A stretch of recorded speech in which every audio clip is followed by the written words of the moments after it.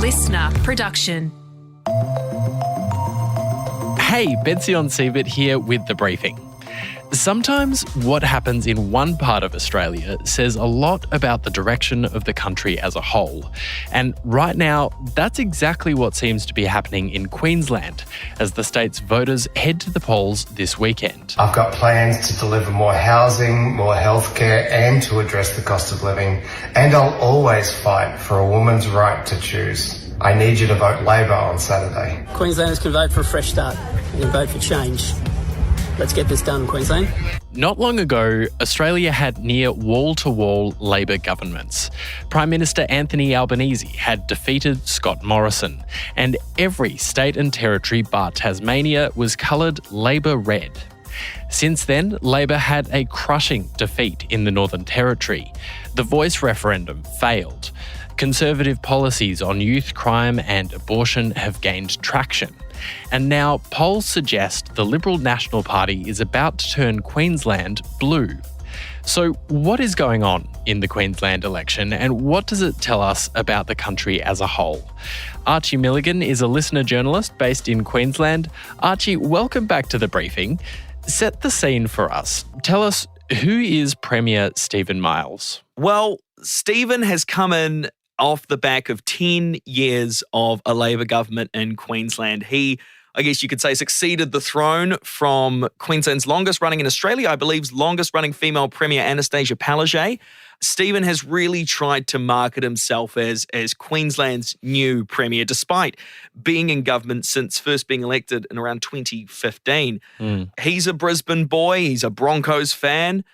He was a union man before going into politics. He lives in the city with his wife and his 3 kids. His daughter Bridie appears on a lot of election campaign material over the last 10 months since he took office. And I think that's his big problem, has been to sort of separate himself from that former Palaszczuk government, because that's where a lot of those attacks from the opposition are coming from. So Stephen Miles took over from Anastasia Palaszczuk after a large slump in the polls, and I think it was pretty clear to say that she was definitely not going to win this election come time. So they did actually something very similar to what happened in New Zealand with the demise of Jacinda Ardern. It was very similar. A very popular Labor leader with a large slump in the polls and then deciding to hand over to her male deputy. And if you look at New Zealand in the last election, it could potentially have echoed the same result that we're going to see here in Queensland.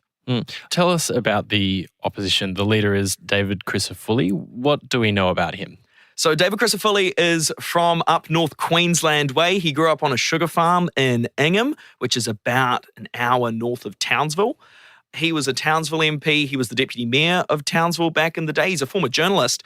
His rise has come off the back of Deb Freckleton. He was a member of Campbell Newman, who was the last Queensland Liberal Premier. Both of these leaders, both of these prospective premiers are sort of haunted by ghosts of their past, both Stephen Miles with Anastasia Palaszczuk and David Crisafulli with Campbell Newman. But they're both seasoned, they're both been around the block for quite a while.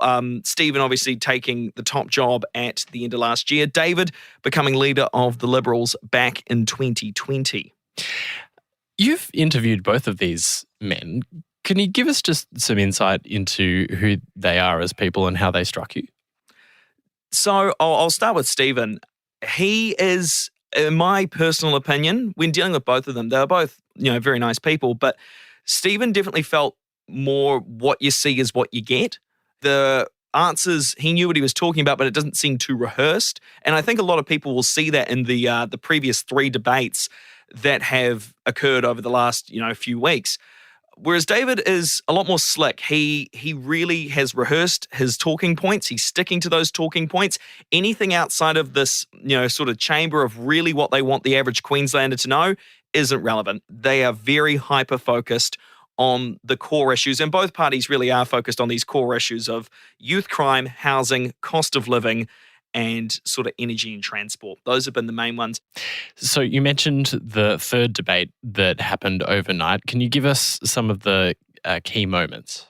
I think there was probably one that will stand out to anybody that was watching, and it's come from the same place that has really sort of rocked this whole election campaign, which has been the topic of termination of pregnancy. And abortion has become this major talking point in the Queensland election. I guess it started with ads from the Labor Party on TikTok and on mainstream media around the fact that back in 2018, when Queensland had its abortion reforms, David Crisafulli, his deputy Jared Blay, and many other members of the LNP caucus voted against those reforms. They've now, I guess, sort of come back to, I mean, it's their opinion, if it is, come back to haunt them because it's become the topic of this campaign. It also was the fact that up until just a couple of days ago, the Katters Australian Party were determined to introduce a private members bill, which would see reforms to those laws. Of course, the Katters Australian Party is based up in North Queensland. It's led by the son of federal member for Kennedy, Bob Katter. It's led by his son, Robbie, who's the member for Traeger, which is sort of out Mount Isa way if you think sort of Western Queensland. There has been also lots of discussion when it comes to candidates saying we're saying one thing and then we're going to do the other. And it has really become this big talking point of the election. So when it comes to the debates, it really has become that key moment. And last night, I sort of came to a climax where they were both presented the opportunity to ask each other a question. Well, mine's a really simple question, and it can come with a yes or no answer. Do you believe in a woman's right to choose?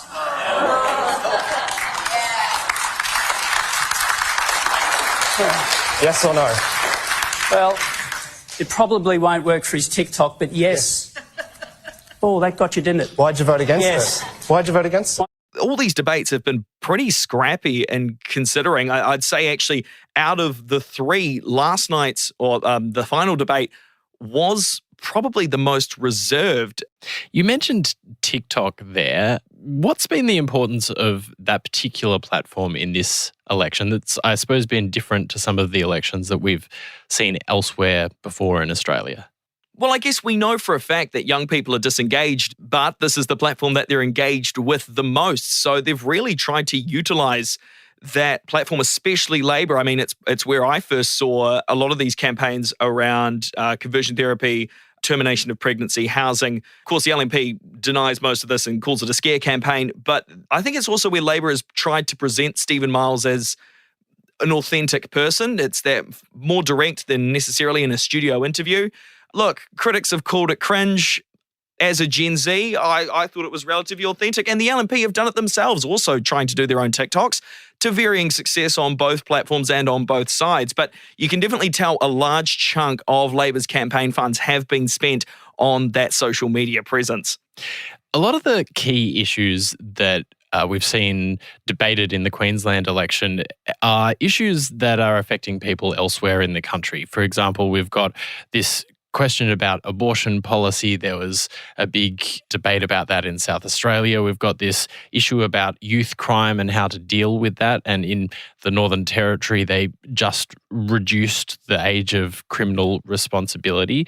Can you talk to us just about some of those issues that are operating in Queensland, but they're part of a larger national debate?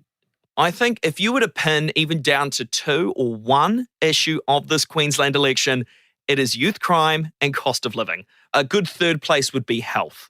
But youth crime, especially in the regions where, it's most likely this election is going to be decided, youth crime has been a massive issue to a lot of people, and you do meet a lot of victims of crime. But Labor claims that youth crime is actually now on the decline because of laws that they've implemented, whereas the LNP has made it the cornerstone of their whole campaign. Their policies, which the most quintessential one is adult crime, adult time, which has not managed to find much support within people that work in the youth justice sector, but it sounds good on the street to the average Queenslander, especially ones that have had their car stolen and burnt, their house broken into, which are things that are happening. And I think some people in Queensland do feel that it isn't being taken seriously enough, despite the fact that Labor government claims the numbers are on the decline. So I'd say that the youth crime is huge, and I definitely can't be underestimated in the regions, which might not get that same sort of national reach. But regional Queensland is extremely varied when it comes to metropolitan. You have a lot of professionals that come up here from other states, from your southern states, your Melbourne, the huge Melbourne population up in Cairns, for example, where these are genuine issues from a varying sort of people. And I guess as well, cost of living, another absolutely major one. Labor, for example, they're really running off their track record of what they've delivered so far in the last 10 months. Stephen Miles very proud of 50-cent fares, which the LNP is also committed to continuing. And that's for public transport. Yeah, so 50-cent fares for public transport has been one of Labor's sort of key policies. It's Stephen Miles' sort of love child, really. He absolutely loves this policy. $1,000 off Queenslanders' energy bills, discounts to car regos. And so it will be very interesting to see, because the LNP haven't also released their costings for a lot of their policies. So Labor claims that there are around $17 billion of LNP costings that haven't been released. They say they're going to release them on Thursday, just a couple days before Queenslanders officially take to the polls. But of course, over 1 million Queenslanders have already voted in pre-polling. Just to clarify, what do the polls say? How certain is it relatively that we're going to see a Liberal national government in Queensland from Saturday?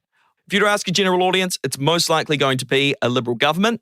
But to what extent it'll be a Liberal government, some people say it's going to be an absolute wave of blue across the state. Some people think it's going to be seat by seat. So it really is a hard one to call. But I think the general vibe has been that it's been David Crisafulli's race to lose. However, in the last week, especially with all this talk around abortion reform, Stephen Miles has caught up in preferred premier polls. They've been absolutely neck and neck. And I'd be very curious to know, especially in these last couple of days and after last night's debate, what that sort of score would look like. Not too long ago in Australia, we had a Labor federal government. We had all Labor state and territory governments except for Tasmania. Now there's Tasmania, the Northern Territory. It looks like there's going to be a Liberal national government in Queensland. And we've got these issues where it seems that there's kind of a pendulum swing towards the conservative side of politics in Australia. Do you think that that's what we're seeing more broadly? I think a lot of these governments have been victim to circumstance to a certain degree. Queensland is a wee bit different because they've been in for so long, but we've really been seeing a lot of those repercussions from the COVID pandemic. Queensland traditionally loves a federal Liberal government, but a state Labor government.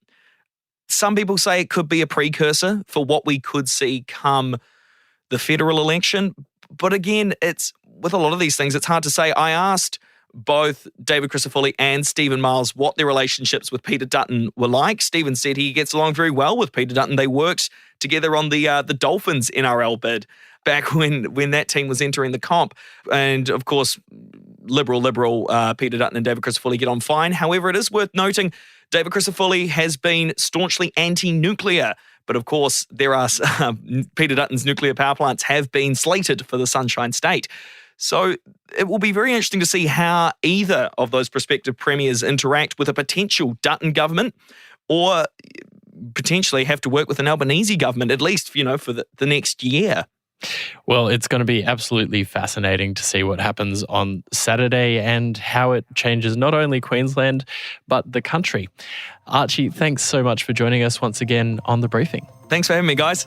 Listener journalist Archie Milligan there. That's it for this episode of The Briefing. We'd love it if you could share this app with someone you think might be interested in the politics of Australia and Queensland. If you want to keep up with our other content, you can check us out on Instagram at The Briefing Podcast, and on TikTok and YouTube, just search Listener Newsroom. We'll be back in your feed tomorrow from 6. I'm Ben Sion Siebert. Catch you next time.